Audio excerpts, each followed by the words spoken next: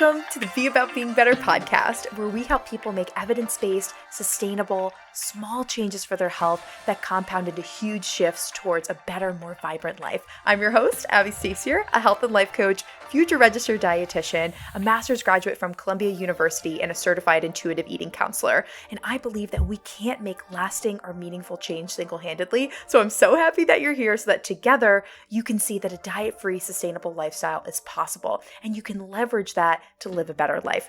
And remember my disclaimer, this podcast is meant to give you general information and it's not meant to substitute or replace medical advice, a diagnosis, or service treatment.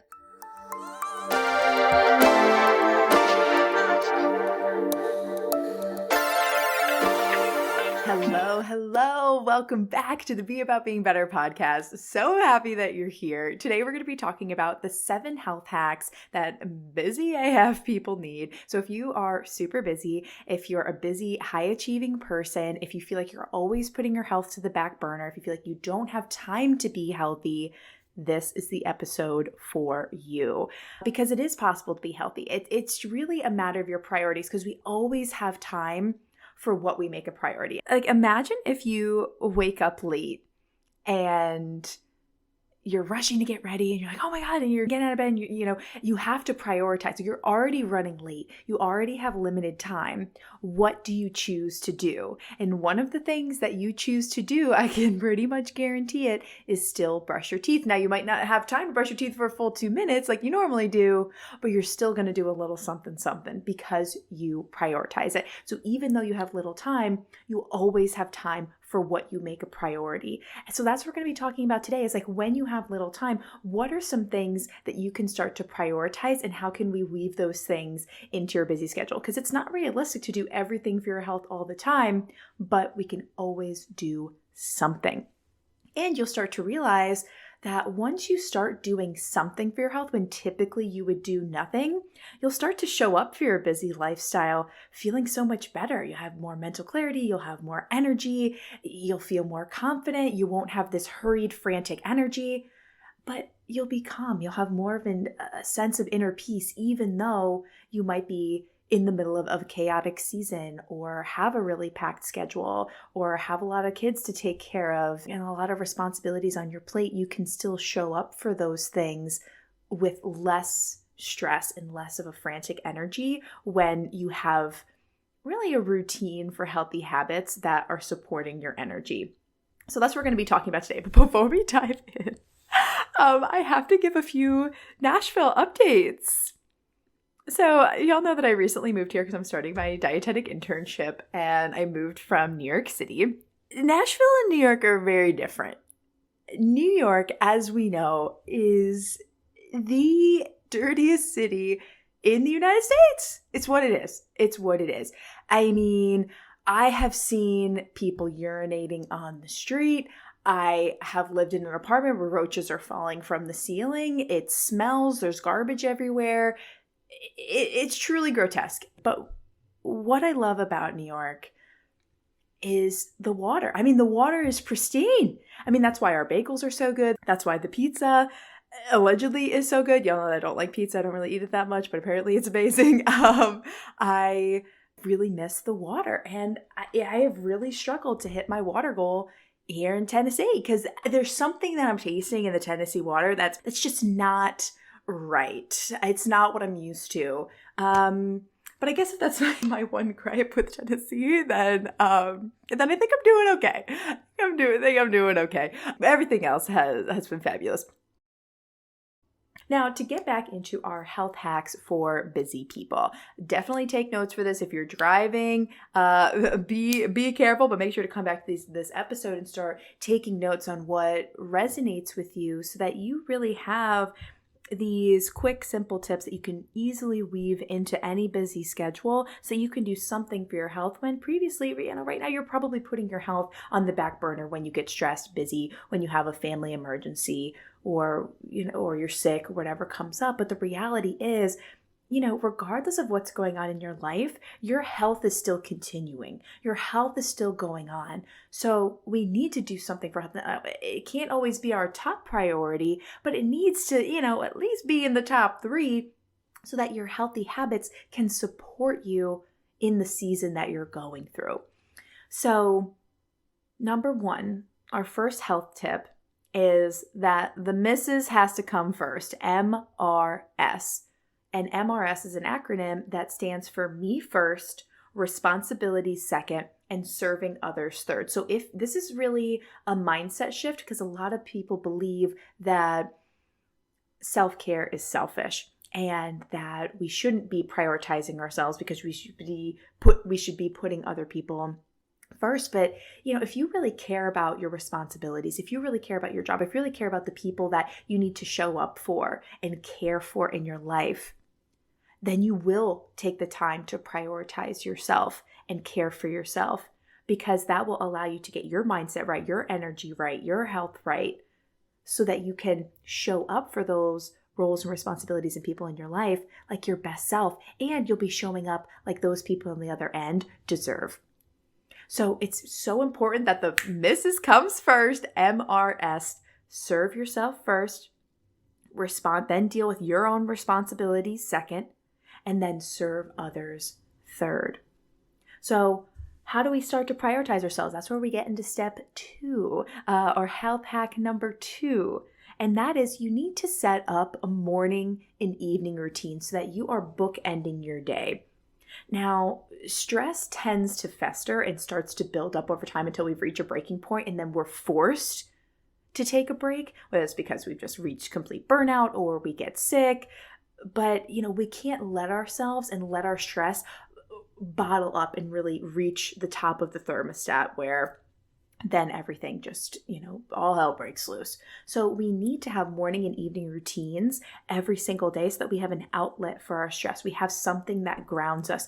It's morning and evening routines are something that are within your control, which is really great because there's so much about our lives that we can't control, but our morning and evening routines are something that we can control to give us something that we can depend on, and it just creates regularity in our lives. And when we're always going through so much change and there's so much that can happen that's unexpected, it's really nice to have something that you can depend on, something that you can keep coming back to.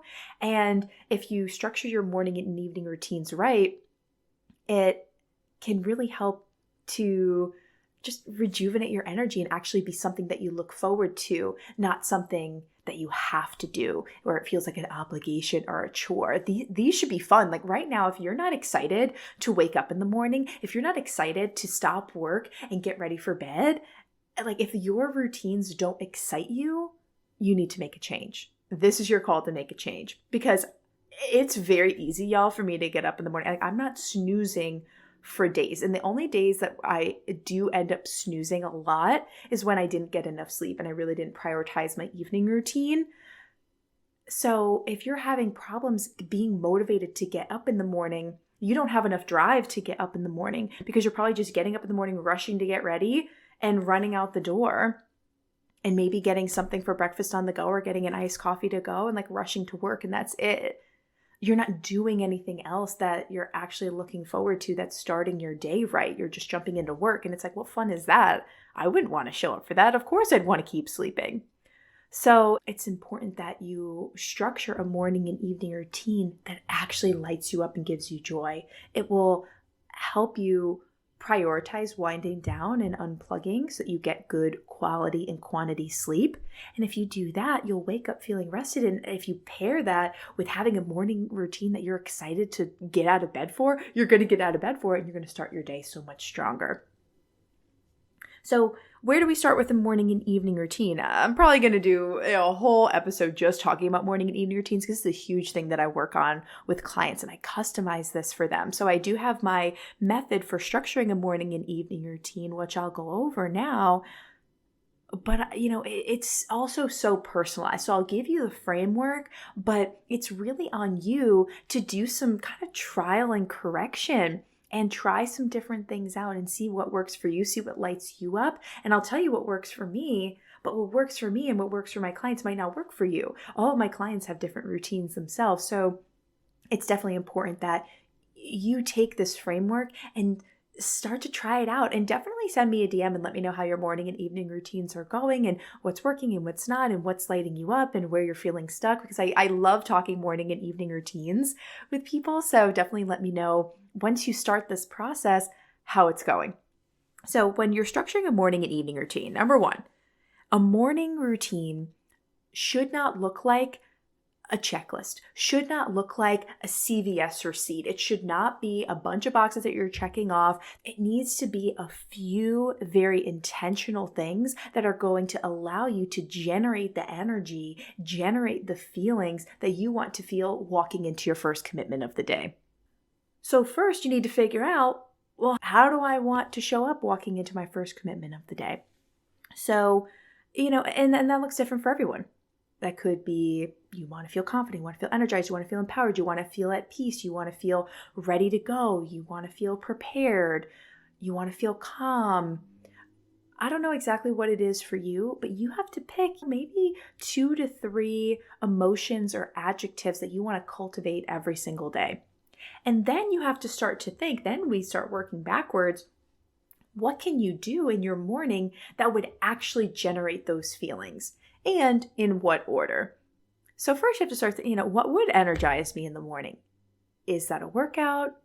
Is that journaling? Is it looking at my calendar and not just looking at what appointments I have for today, not just looking at your meetings and getting anxiety, but then taking it one step further and asking yourself, how would my best self show up for that meeting?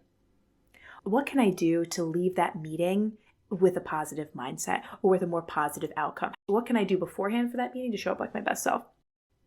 So already starting to anticipate the needs of your day. And maybe it's doing yoga, getting outside, having a cup of coffee. For me, it's some sort of movement and journaling. I have been so loyal to my 5-minute journal for over 4 years. I am absolutely obsessed with it. I love that the 5-minute journal gives me a list of prompts every single day. I write down what I'm grateful for. I write down what are 3 things that would make today great, or my 3 priorities for the day. I write down a daily affirmation statement, things that I'm trying to kind of manifest or cultivate more of in my life. And they really should call it the 2-minute journal, because it really doesn't take that much time. There is an evening portion too. There's 2 questions in the evening, like what are 3 things that went well today and what's something that you could correct for tomorrow, or kind of an opportunity for growth. And even though it has the morning and evening portion, I just like to journal in the morning. So I just do both sections. Like I start with the evening portion and I do it based on the last day, like what went well yesterday, what is something that I could have done differently, and then I start with today. Okay, what am I grateful for today? What's on my plate for today? And what am I trying to affirm for myself today? So that's how I set it up, and I've been doing the 5-minute journal, been consistent with it for over 4 years. It's made a huge impact on my life in less than 5 minutes.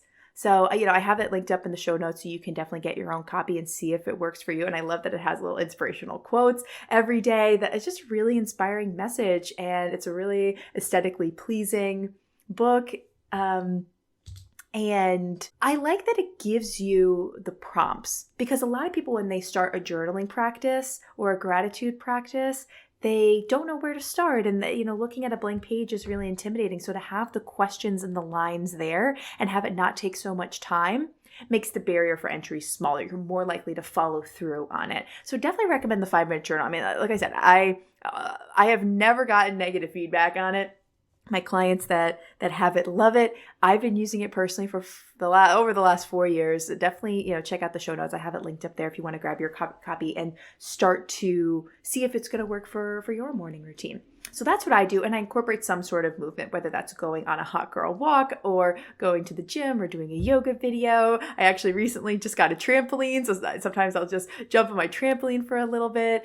And I always have to incorporate some sort of music. Sometimes I listen to podcasts, but I'm more of a music person in the morning, because music is so linked to our mood. And for me, that just lights me up and makes me feel like a boss, right? Right in the morning, makes me feel super, super empowered. So the first things that I do, because I said that the order of your morning routine is really important. So I ramp up my energy. I work out and I listen to music and get ready, and I'm feeling like on top of the world, and I am just in a high vibe. And then when I'm all ready, I've had my breakfast, I sit down at my desk, and that's when I journal. That's when I spend time writing out gratitude, time in the 5-minute journal, read my Bible for a bit, and that harnesses my energy.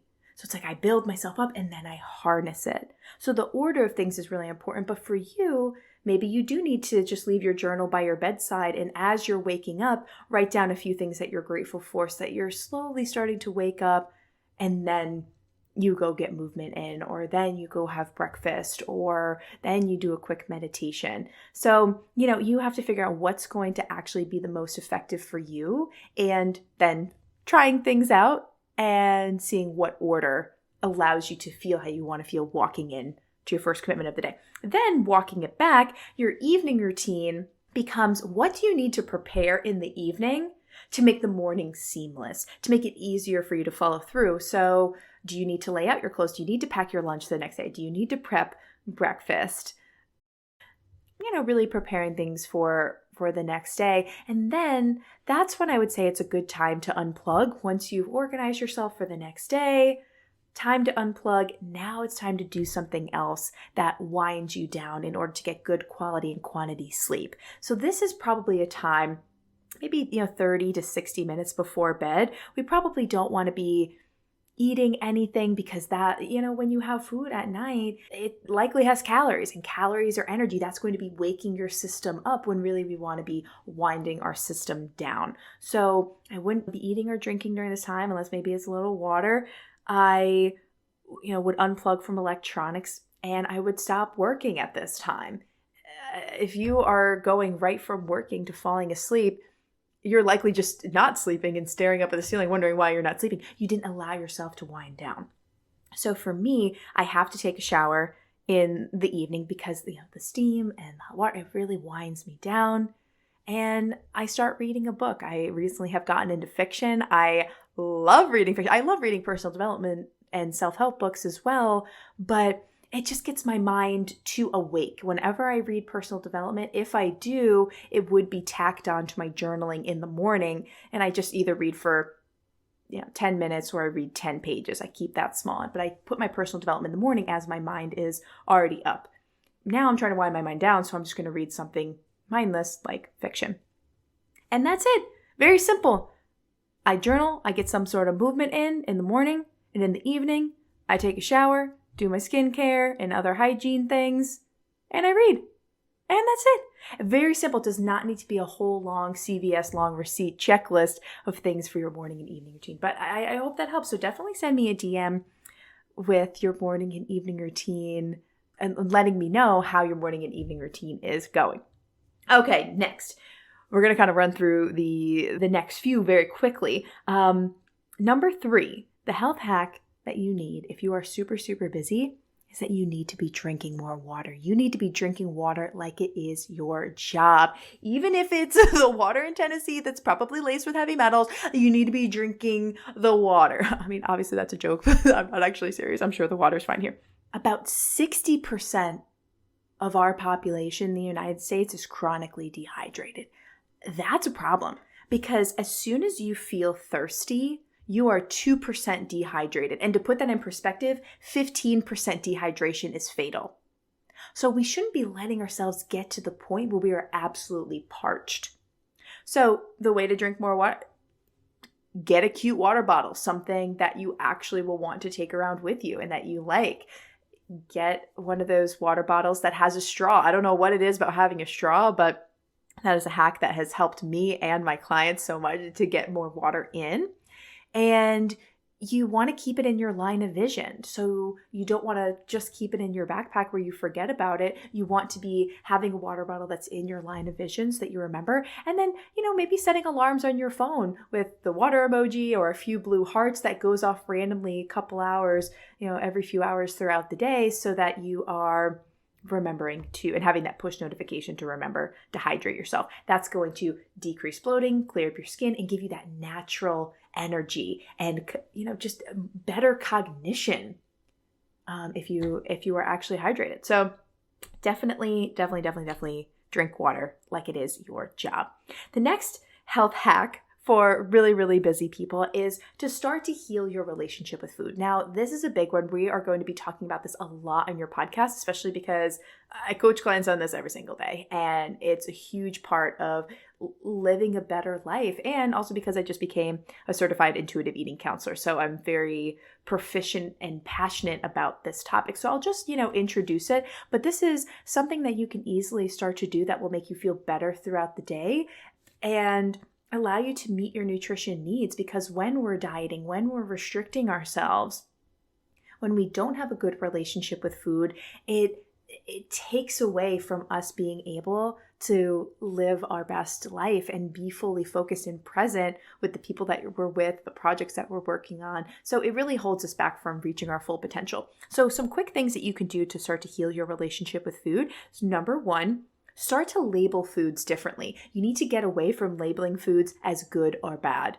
because you feel like a good person when you eat quote unquote good foods, but you feel like a bad person. You feel like a failure when you eat quote unquote bad foods. So we need to start to take the morality out of food. And a very quick way to do that is by changing how you label foods. So instead of labeling foods as good or bad, or even healthy or unhealthy, because it's the same connotation. When you eat something healthy, you feel good. But if you eat something unhealthy, it's like, you feel bad about yourself. And there's nothing inherently bad about eating those things, especially in moderation. We want to be able to cultivate balance. So instead, it's better to label foods as this is a frequent food, this is a less frequent food, this food is nutrient dense, and this is calorie dense, right? This is a treat meal. I'm not cheating on myself. It's not a cheat meal. I'm treating myself. This is a fun meal, right? Not a cheat meal.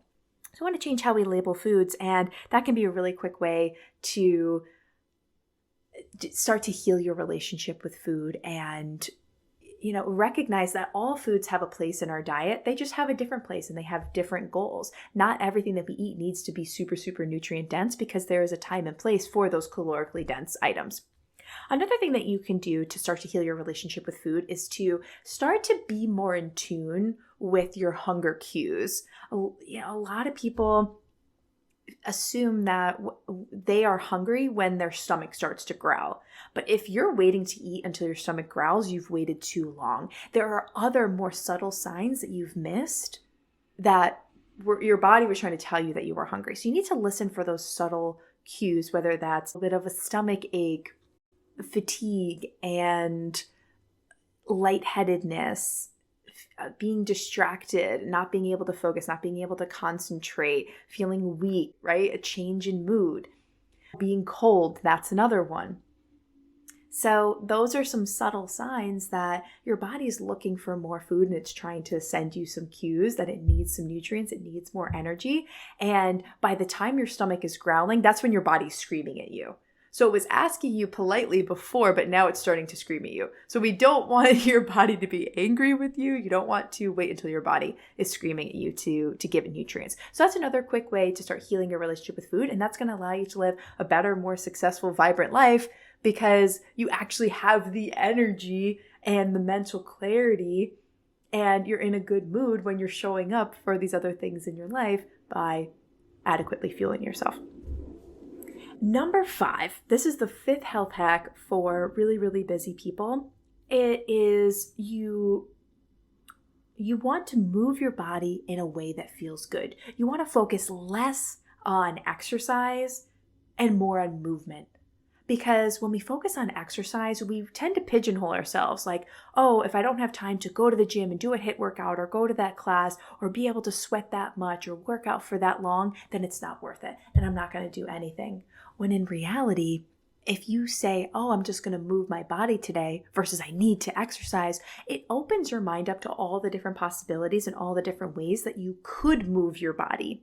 So it's important to focus on movement, because if you say, oh, I'm just going to move my body today, it's like, well, that could be stretching. That could be going for a walk during my lunch break. That could be, a 3 to 5 minute dance party as I, pick my favorite song to dance to, or it could be jumping on my trampoline or doing a quick yoga YouTube video, or just going to the gym for 10 minutes instead of feeling the pressure to do a whole workout for an hour when you might not have time for that. So saying movement is a little bit lighter, and exercise, we just have so many connotations with it. We need to be sweating and it needs to be intense and it needs to be an hour, which isn't true. But when we have the barrier that high, the expectations that high, when we're busy, we're not going to do that. We're not going to follow through. So just that simple change in language makes it a little bit lighter of a commitment, and we're more likely to follow through.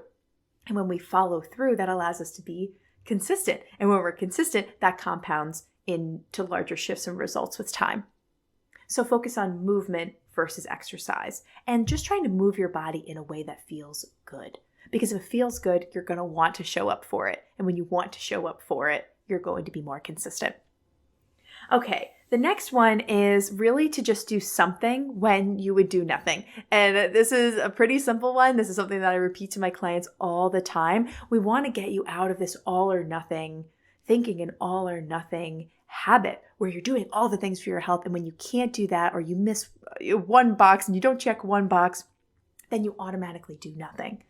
So it's so important to kind of get out of that dichotomy and that black and white thinking and start living in the gray and realizing that, okay, I am in a really busy season. I'm going to give myself grace. I'm not going to expect that I'm going to go to the gym 5 days a week for an hour, but I could, take 10 minutes of my lunch break and walk around the building and move my body a little bit.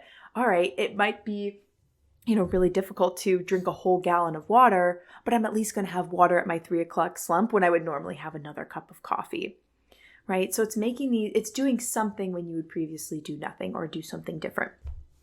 And then the last one, our last health hack, is to align your lifestyle when it comes to nutrition, exercise, and self-care with your menstrual cycle. Now, a lot of people just think that they are either on their period or off their period, but in reality, there are actually 4 distinct phases of the menstrual cycle that last over the course of 28 days. And throughout those 28 days, throughout the 4 phases, our hormones change by 25%, which is significant. So it doesn't make sense that we would be exercising the same way, eating exactly the same way, catering our self-care exactly the same way, when our hormones and how our body is functioning biologically, if that is so different every week of the month, why would we be doing the same things for our health every week of the month? So by starting to shift what you eat and how you exercise and how you care for yourself to go with the grain of our menstrual cycle, you'll realize that this will give you more energy, greater confidence. It will help clear up your skin, help clear up any period problems that you may have, especially if you have PCOS, PMDD, endometriosis, or just irregular periods, or really adverse period symptoms like nausea, vomiting, an irregular flow, heavy flow, painful periods, cystic acne, and just really painful cramps, things like that. Obviously periods should be uncomfortable, but they shouldn't be unbearable. It shouldn't get to the point where you need to take a day off from work to recoup and rest. So once you start to align your life with the different phases of your menstrual cycle, you'll realize that you start to have more energy and confidence, and you feel sexier, and you start to be more creative. You feel more aligned with yourself because your body is functioning optimally. And a lot of people don't know this, but our menstrual cycle is our 5th vital sign. It's just as important as our blood pressure and just as important as an indicator of how your health is doing. So if your menstrual cycle is optimized, if your period is regular, that is a sign that your body is functioning optimally. So it's so important to be focused on your period health if you're menstruating. In the next episode, we're going to be talking more about how to align your life with the cycle. So I won't get into specifics now because there's a whole lot that gets into that. But just know that that is a health hack that I recommend for really busy people because it will help give you more energy and you won't feel like your body is fighting against you, but your energy will actually support you and your body will actually be supporting you through the different phases and whatever you're going through at different times of the month. So those are our 7 health hacks. Just review. The missus comes first, MRS, me first, responsibility second, serving others third. You got to make that mindset shift. Next is you need to structure and start creating a morning and evening routine, something that gives you joy. But first, to start that process, you have to figure out what are the 2 to 3 things that I want to feel walking into my first commitment of the day, and then working backwards. What can I do in the morning that would generate those feelings? And what can I do in the evening to prepare myself for the morning for what I'm going to do to generate those feelings? And then next, you want to drink water like it's your job. Next, you want to start to heal your relationship with food by labeling foods differently, not good or bad, not healthy or unhealthy, and start to be in tune with those very subtle initial hunger cues so you're not waiting until your stomach growls to eat. Then you want to move your body in a way that feels good and focus on movement versus exercise. And you want to do something when you would previously do nothing for your health. And doing something for your health can be as small as just drinking more water in the day. And lastly, you want to learn how to align your lifestyle, your nutrition, exercise, self-care to go with the grain of your menstrual cycle. We'll be talking about that more in the next episode. Thanks so much for listening, and I'll talk with you soon.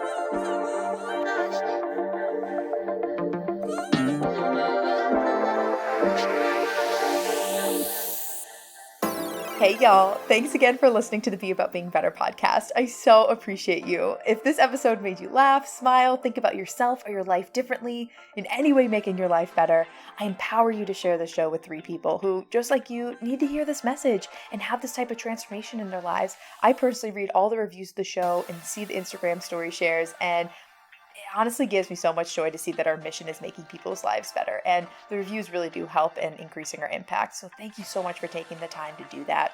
If you need personalized support with anything discussed in today's episode or need help creating a sustainable, diet-free lifestyle, take my quiz. It's linked below in the show notes, and that quiz will help you see which one of our coaching programs is right for you. Thank you so much again for listening, and here's to being about being better.